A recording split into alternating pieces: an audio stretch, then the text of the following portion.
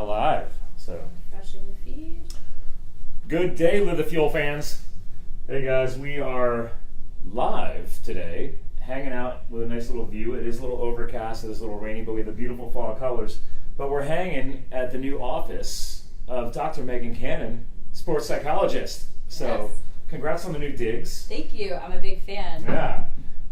We are still going to be recording a live podcast today, so just hang out with us and see what we're going to be chatting about, because this will be airing in the next couple of weeks in the podcast world that we record separately on this little device here. So but you guys get to hang with us in the meantime. So thank you guys.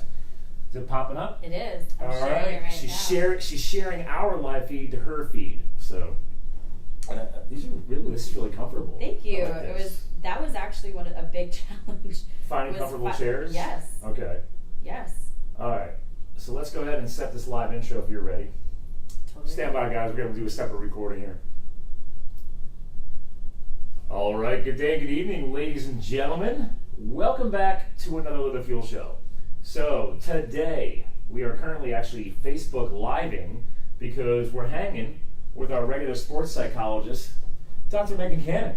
And yeah, that's right. We're hanging in her new office. She's right here in Allentown, Pennsylvania. I wanted to show off her big, beautiful window and the beautiful fall colors, and it decided to rain today. So, hey, without further ado, Megan, welcome back as always. Thank you. Yeah. Always fun to be back. I'm excited we were able to make this happen. And we're recording in your office. I know. Right? I know. So, It's here. The move has happened. the struggle's real in the entrepreneurial spirit, people. So, I mean, the cool thing is that I got to give you guys a little bit of background is that this is a big building. And the cool thing is, I love this new model where you have these suite companies. So for small entrepreneurs, like they can just come in and you get access to all the facilities. Like you guys are kind of sharing everything, right? Yep. So, and then there's like a shared secretary that kind of supports all the businesses. Yep. Yeah. So this is your suite. This is my suite. We got kitchen. We got a gym. We have. I saw the gym on the way in. Yeah. So Because I didn't know where to go. I started walking down the one hallway and I'm like, wait a minute. And I'm like, ooh, it's a gym. Okay. Maybe Yeah. I'll just drop in real quick, throw some push-ups. I don't know. Yeah. So maybe one day we record in there. We should record in the gym. Oh, okay. Stay tuned. That'll be another show. So that's going to be fun, actually. I mean, normally we record it across. We need to go back to Rob. We got to shout out to Rob, SYR CrossFit. We got to get back over there. I got to get him back on the show, too. Yeah, that would be He's been fun. so busy. I know. So, speaking of busy, besides you getting the new digs, you and I were joking around today because we're like, man, what are we going to talk about? And we never really run out of things to talk about. And I thought, since we are feeding this live, the last post I had on my page was from yesterday because I've taken the past couple days off to focus on my four-legged family, which is becoming a three-legged family member. So shout out to Calvin. Calvin the Coonhound is currently in surgery recovery today. He finished his surgery last night. He made it out great. And yes, our dog has become a tripod. So I wasn't sure what your thoughts were around that because we're going to kind of tie this into eventually in the show here about injury and athletic recovery because he is a bit of an athlete. So. And I think that's whenever you see things. I follow some rescue pages and stuff. So they're always posting beautiful animals and the three-legged animals, cats, dogs. I think if humans could model our rehab from injury in such a seamless way, because you see a three-legged dog and they are still just beautifully happy. I mean, I would imagine after everything kind of heals up. I was down there. Shout out to Penridge Veterinary Hospital because they're the ones who are helping save his life. But he was recovering from the drugs, so he was a little druggy. Yeah. Last night, I literally got to see him after an hour after his procedure. Wow. So it was crazy. Let's help the audience understand. So quick backstory: Calvin is our English red tick coonhound, and he's 10 years old. And then back in June, we're recording this, and now in November. Wow, it's November already. Just realized that. But he started getting a limp, and we were surprised because she made me stop taking him mountain biking with me because he always wants to race me on the mountain bike. Aww. And she's like, he's 10. Stop. So I ride a little fast for mountain biking. Anyway, so he started having a little bit of a limp, and we were doing all kinds of so my fiance, she's a equine horse vet. So you're a doctor, she's a doctor. There's all kinds of doctors around here. It's wonderful. But anyway, we tried working on him. She tried doing some chiropractic work on him. She's got a colleague out of her practice that also does massage therapy, acupuncture. So we were doing all this stuff, trying as much wellness stuff on him as possible. Yeah.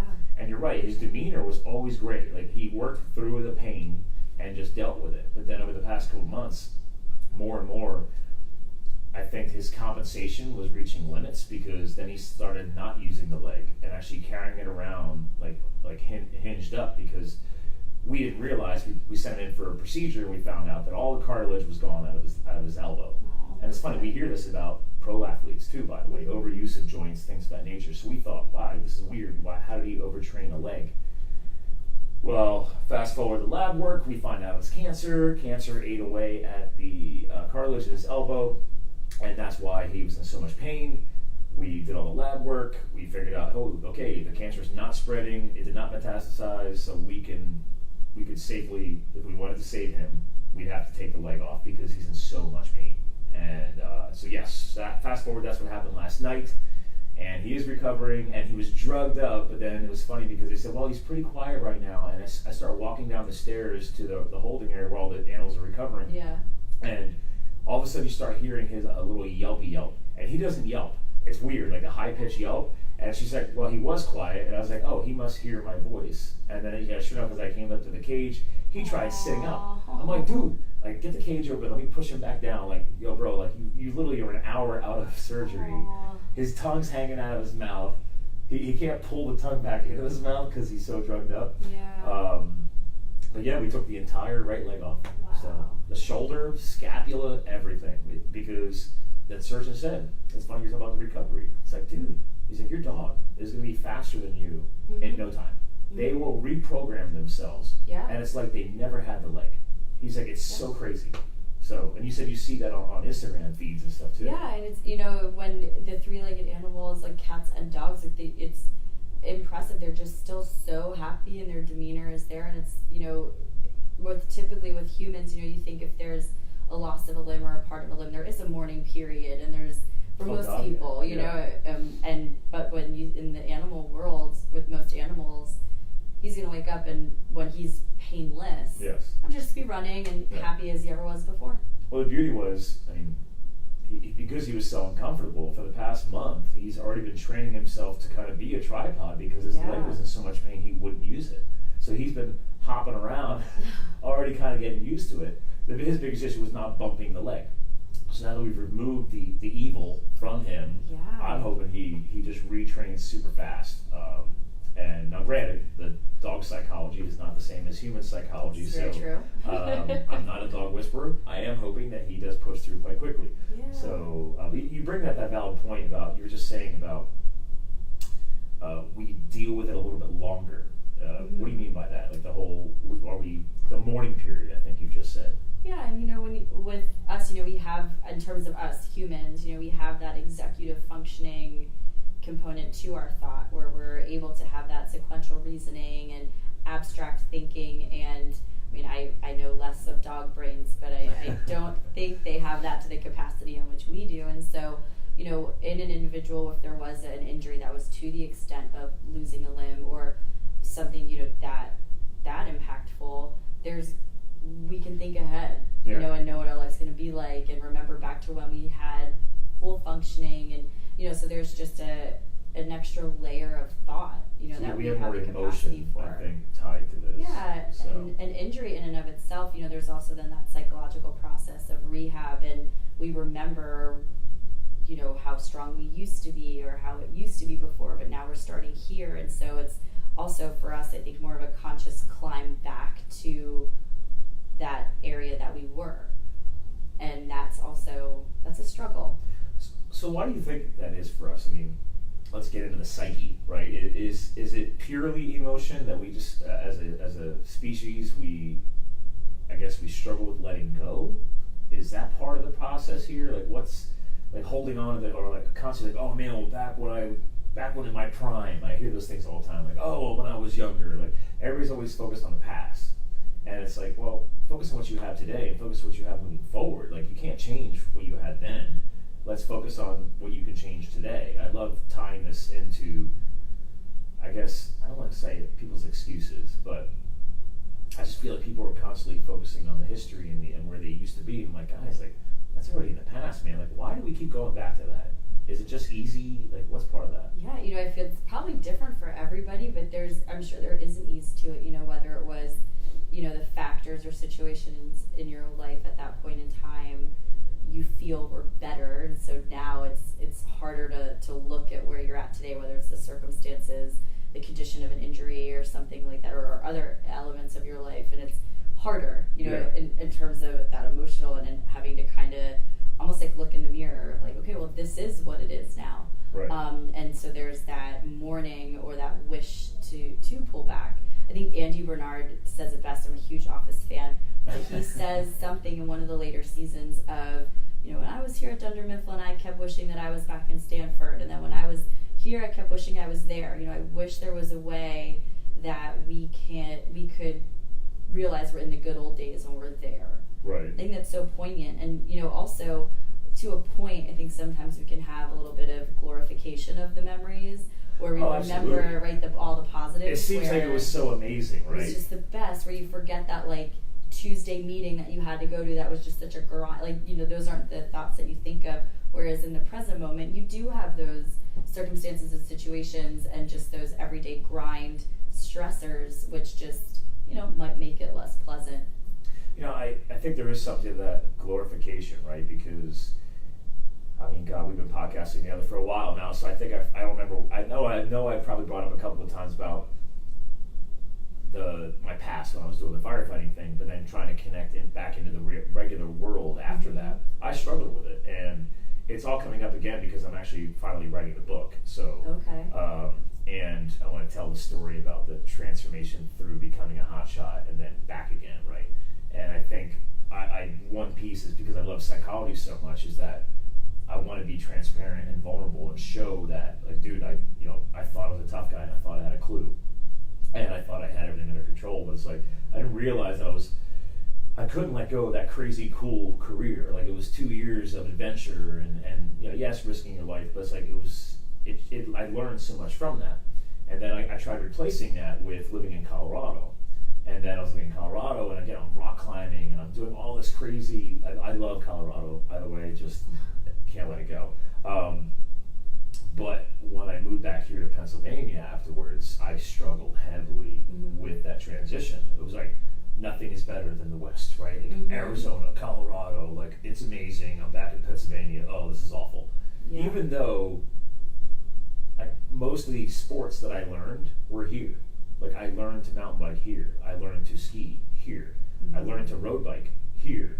I started rock climbing here. So, but I had that disconnect. I could not, I was making it like, don't get me wrong. Yes, everything is better in Colorado, but I couldn't reconnect back here. All of that was still set so much higher in my mindset. It was just interesting. Yeah, no, I did the same thing when I moved back to Pennsylvania from both Florida and California. Okay. Yeah, I was like, Cali is pretty cool. I was like, goodness, this is horrible. Like, every awful thing about it, like, it was so, like, everything was just mentally compared to, this bar that I had set so high. And did California have issues in terms of it takes you literally 30 minutes to get everywhere, even if it's down the street. Where were you living in California? I was in LA, so I was on the east side of the city.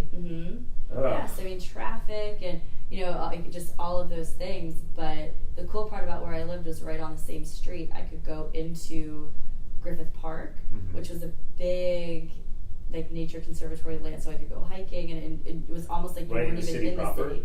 Oh yeah. Okay. Yeah, and they have this beautiful observatory. The zoo is back there also, so I could literally, on the same street I lived on, I would take my bike in the mornings and just go right into it, and it was you could just kind of get lost in there, and so it was. I had the best of both worlds, and so when I moved back here, it's like, oh my gosh, it's just different. So maybe it's like a culture shock thing. It might be, right? I don't know. So you went through some of that too, and it's I think through the self-development and the professional development after that transition helped me because you realize, okay, one, are you over glorifying it? Two, celebrate those experiences, but also celebrate where you're going next. My biggest lesson from this, not being a psychologist, is that, and I want to connect this back to the athletic component, is that if you're constantly dwelling on what you did before and where you were before, how do you expect to be progressing and growing forward? You're constantly living in the past. Yeah. And I see that with the athletes as well. The athletes are struggling with that if an injury, where they could change their whole career, or maybe they could change an entire sport. And then, in terms of when we are thinking back, and I know I personally experienced this too, it was then like my mindset was more negative, just about, it could have been, this awesome music festival or something that's here, and I'd be like, ugh, well, whatever. Oh. But if the exact same thing would have existed there, but this is the coolest thing, right. And so again, that filter, I know we've talked about positive thinking so many times, but that filter, and so when you're coming back from an injury, or when you're kind of thinking back to that pre-injury level of functioning, or then there is that almost like mourning or negative mindset too, which so much research has gone into mindset in recovery and the importance of having a positive mindset and thinking forward. I mean, this is a totally exaggerated example, but I listened to Elvis Duran in the morning, and they had Dr. Oz on the one time, and he was speaking about how he will not do heart surgery on a patient if they can't tell him like what they're getting better for, whether it's a family or whether it's something, because he was like, if their mindset is just like, this thing's gonna win, like whatever, I just can't. Going through the motions. Their process through recovery is gonna be so much more difficult versus, that. And the other night, I'm just gonna continue to work on it. I was watching Maru. It's a rock climbing documentary on Netflix. This guy, they tried to scale it once, were unsuccessful, and then they went to the in between when they chose to go back and do it again. This gentleman, and I'm completely forgetting his name, but he was one of the 3 individuals that were the first ones to summit it. He had this horrific ski injury where he had 2 fractures in his neck. His skull was literally opened. Wow. I mean, just an astronomical injury, millimeters away from just completely dying. The circulation in one half of his brain had stopped. Whoa. 5 months later, he's like getting back on it. Okay. And I mean, the 2 individuals that climbed it with him throughout his rehab process, like he just kept saying like I'm doing it, and they were like, we didn't have the heart to tell him. Like, you can't tell someone in that condition, like, nobody, we don't think it's gonna happen. But they said he flew through his rehab. He was just, physically just surpassed everybody's expectations, but he had that drive, he had that mindset. It was, I'm sure, not positive all the time, but there was that drive, there was that motivation, and look what he accomplished. I love stories like that because it's kind of a geek for that. That inspires me. I'm going to look up the name of the documentary. Yes. It's funny because my phone's filming for us right now because I was like, I'm thinking right now is because my future brother-in-law and his wife told me about a local guy, and I believe he was a war vet because he lost both of his legs, and he's been all over social media because he's from here, and he set a goal to hike Kilimanjaro, but without legs. So he had to get special modifications and everything else. He had all these different attachments and all these different things, and he's like, I'm doing this. So him and a guy flew to Africa to go hike Kilimanjaro, and he did it. And he set his mindset, he set his goal. I started following him on Facebook, and he was doing all the I gotta make a note for this for our VA, like, we gotta tag this in the show, so I apologize for not remembering the guy's name, but we will tag this in the podcast show notes, because I want more people to see people like this guy, because he set his goals, and he wasn't going to let what happened in the past prevent him from living his life now and into the future. Like, he never had goals to hike Kilimanjaro in the past, but now, even with loss of legs, he's like, nope, I'm in, let's do this, right? So I love seeing that, because to your point, we talk about mindset so much, and that's why I love when I bring Megan on, because people undervalue your mindset. And it's kind of full circles back to Calvin, right? Like, luckily Calvin's psychology is different than ours, so he's just going to heal and figure this out. He's not going to be, I think, held back by, I don't know if you want to call it human depression or that type of, I don't know, degrading mindset, where it's like we get stuck. Because it's like we're in the woe is me phase. Yeah. And I've never seen Calvin do a woe is me phase. So, like, whatever, bro. Like, I brought him his little monkey down to him, and he's already trying to, like, play with it. He's he's all drugged up, and I'm like, dude, just like, here's your buddy. like, when you're off the drugs, you start playing with him. So, Aw. like he's already trying to like get into his normal thing already. Yeah. He's not slowing down. So it's interesting in the recovery mindset that I do sometimes wish we do have that simplicity, but to be fair, I also feel like, what are your thoughts on that struggle? I think also we're probably also supposed to struggle through that process. Yeah. Because that's where you learn. I tell people in the entrepreneurial space, right? Like, you're supposed to make mistakes. That's how you learn some of the most powerful things that you can carry into your future, because now they're hard-coded in your brain because they were painful, and you're not going to forget them. So I just want to get your thoughts on that, the struggle. 100%. And, it's through our struggle that we grow. It's, through those coddled comfort times, that don't challenge us. And, there's definitely some bumps and bruises that happen. But like you said, you then either won't make that mistake again, or you'll choose to do it differently. Those mistakes shape us. And when you go through an experience of injury like that, sometimes I think you really impress yourself of how strong you are, or how, and those, although it was a painful experience, those are things you can then utilize in the future. Our brains don't delete stuff, and so then if you're not saying another injury, but maybe another difficult situation, and it's like, well, hey man, if I was able to get through that surgery, or if I was able to get through that injury, and I was able to do that, I can handle this, and so it can really help shape us, but also give us confidence in a way going forward, because we've demonstrated to ourselves we've survived it, and we're able to come out the other side, and maybe things look differently than what we thought, or maybe they're exactly what we thought they were. But either way, we made it through, and so through those struggles comes great growth.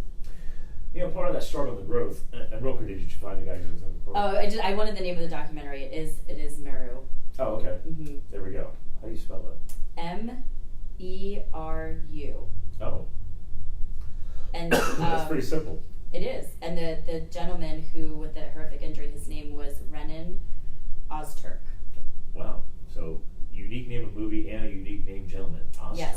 And so he, along with Conrad Ankler and Jimmy Chin, Jimmy was actually the individual who, as one of the directors of the documentary, those were the three individuals that are the first people to have ever successfully climbed it, and many of the greats have failed, including the three of them before. Yeah. And so it's a wonderful, wonderful documentary on Netflix. Wow. Really all right. Cool. I'll have to check that one out. Tagging that in the show notes for sure. Well, so the trials and tribulations, the bouncing back, the mindset from an injury, I think reflecting on the lessons learned, right? I think a lot of us skip over these lessons that we're supposed to be learning. I think that's important. I guess one other outstanding question is, for me on that component, I'd love to hear your feedback on, is that, what if it's leading up to an injury? Do you know sometimes you kind of know there's a bigger injury coming, but for some reason you just don't slow down? You ever talk about that with your people? Oh yes. And the same individuals that continue to make the same mistakes, even though they have identified, and we talk about the pattern, and we it's, this happened last season too, and it's just you haven't learned from these lessons for some reason. There's a blockage there. We've already maybe partially injured ourselves, or at least should have already learned from that experience, but yet we end up putting ourselves right back through the same process. Yeah, and there's obviously individual differences, but I think one of the things, at least with this one particular athlete of mine, that just kind of stands out is, the culture of their sport, where it really is you push through, that's just the culture of the sport that they play. So I think that there's definitely, to a point, there's a cultural influence there of I agree with you. You're actually making me connect on something I want to include in the book now, because the wildland firefighting was very athletic. That's how I found CrossFit, and I'm just connecting on this because I'm surrounded by 20 other dudes. We're all type A personality firefighters. And I remember I fell on a hike and I injured something, and I couldn't figure out why, and I couldn't breathe right. And by that night and the next morning, I literally was short of breath. I could not get a proper deep breath. I was getting stabbing pains in my back. So we still had a couple days left on the fire, and I just kept working through it because I was told to, suck it up. And normally I've never gotten injured on a fire. I was fine. Well, anyway, I got my days off. Turns out that you can't dislocate a rib in your back, but you can displace the cartilage apparently. Ooh. So if you're trying to breathe and your rib cage goes to expand, yeah, mine was actually like held back from doing that. So every time I tried to breathe, the cartilage was shifted. So I had to have a chiropractor fix all this. And I kind of shortened it up as, oh, I dislocated a rib in my back. And she's like, well, you can't really dislocate the rib. But she's like, yeah, layman's terms. She's like, you had literally your cartilage and stuff out of place, and that's why you couldn't breathe, because your rib cage wasn't allowed to expand properly, and when you did, you would get stabbing pain. And I'm like, ouch. And I was hiking with that, with a pack on and everything else, and it was god awful. I will never forget the pain that came from that, because I'm like, I don't know what's wrong with me. I feel like literally something was stabbing me in my lung. It was awful. But again, my environment was try to push through it, suck it up, buttercup. And granted, I mean, thank God I at least understood what chiropractors do, and I went to one. A lot of people still don't believe in them, but teach their own. But honestly, how else would I have been able to get that fixed? Because it took her at least an hour to loosen all of my stuff up just to finally get it. The thing wouldn't move. Like, she kept working it. And I still remember the session. This is 2000. That just sounds. This is 2010. I still remember that session. It was god awful. Yeah. Good times.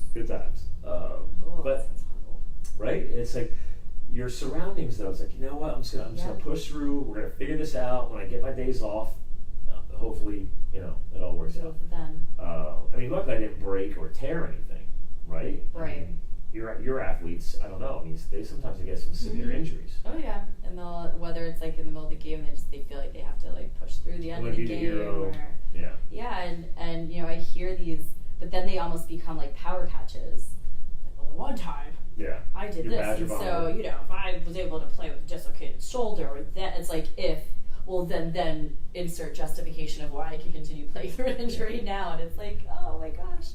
You're gonna have your body forever. Like, let's. Well, see, you eventually reach a point where you know too much. I'm like you now, right? It's like I know, like, okay, if I know I possibly injured something, then I'm taking time off. I'm letting my body recover. Mm-hmm. Maybe I'll change it up. Maybe instead of going to the CrossFit gym, I'm gonna go and maybe do some yoga or do some mobility work or do something else that's not anything opposite of whatever I just did. Because actually, it's kind of funny.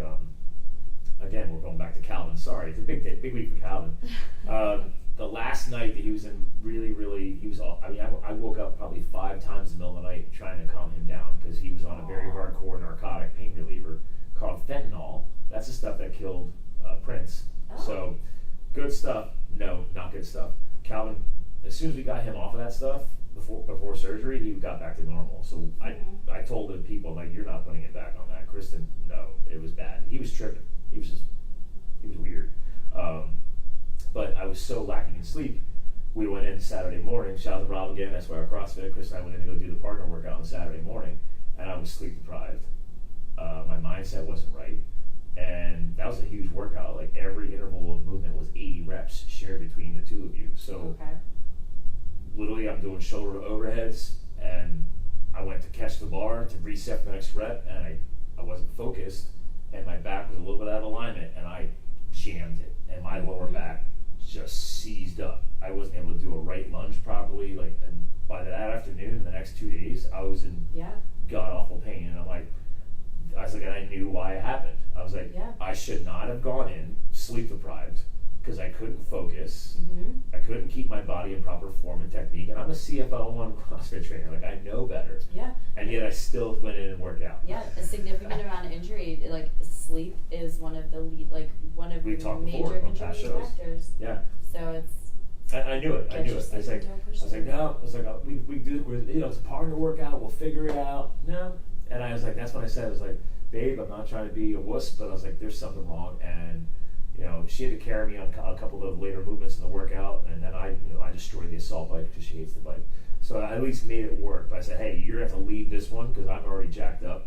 But I can finish here. We still finished the workout. We took longer than everybody else, but I literally did burpees over the bars. I was slow motion because it locked up so tight that I went to explode off the floor, and I couldn't swing my right leg forward. It was so tight. So I was just stepping up and then gingerly jumping over the bar because I was in so much pain.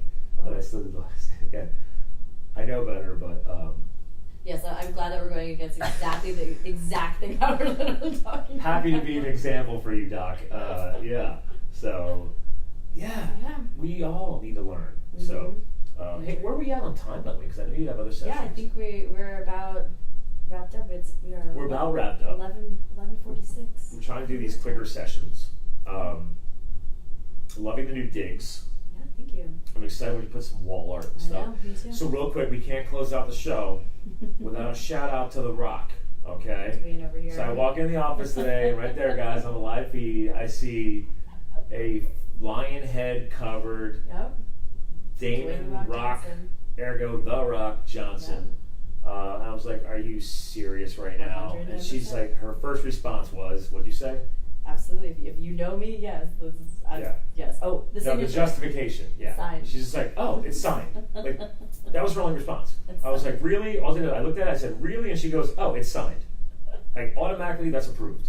It's approved. It's here. It's able to be here. The office furniture may or may not have been chosen to be black because the frame of this is black, but that's for another. Oh, you tied in your decor to make sure your framed, signed, The Rock artwork would properly go. I Absolutely. like that. That's commitment. Absolutely. So, so anyway, shout out to The Rock. I mean, he is a legit athlete. He's done a lot of crazy things. He's an action movie star nowadays. Speaking of pushing through injury, in his WrestleMania match against John Cena, when he returned, I was there. He tore his abdomen and continued to wrestle through he finished the match. Okay, but was that real? No, he really did tear his abdomen.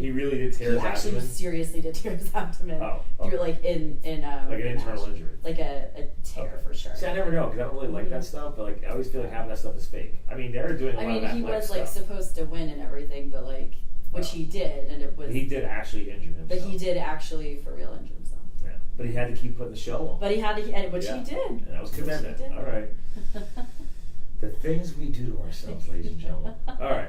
Well, hey, let's close the show out because trust me, she's got an office. She's got all these people coming in and going. I don't know. She's a doc. That's what she does. So listen, let's close the show like we normally do. I think we definitely touched a lot on injury and recovery. What are some, now that you got a new beginning here, is there any new all-encompassing closing mindset words you have for today's show? I think it's just be in the now. Whether you're talking injury and previous level of functioning or what you used to be able to do or what you wish you could do or what the other person's doing, it's all what we're in right now. We could sit here and wish forever that the injury didn't happen or that it went differently, or it's accepting of, hey, this is where we're at right now, and even though maybe we wouldn't choose to be here, this is what it is, and it's okay. It's not, we'll be fine. And, when there is that acceptance of whatever that present moment is giving you, we can then do something with it in a much more efficient and impactful fashion. Okay. I like that. I like the way she started off as being in the now. That totally ties what we were talking about, right? I love that. This is be in the moment and move forward. Stop dwelling in the past, guys. So again, another wonderful and powerful With a Feel podcast show with, again, the return of Dr. Megan Cannon, our sports psychologist. So if you ever want to talk about mindset, maybe some improving your athletic performance or not going in and working out while you're sleep deprived, talk to an expert. She'll be happy to call you out. So again, guys, we're here to fuel your health, your business, your lifestyle. Thanks for tuning in to another With a Fuel show. Be sure you check out Megan Cannon. What is the new website, by the way? drmegancannon.com. That's it. All right. Her name is her brand, drmegancannon.com. Check her out on Facebook, Instagram. It's everywhere. I follow her everywhere. We all social media stalk each other. So again, guys, we're here to fuel your health, business, and lifestyle. Have a good time. Talk to you guys soon. Yay. You're free of the pod.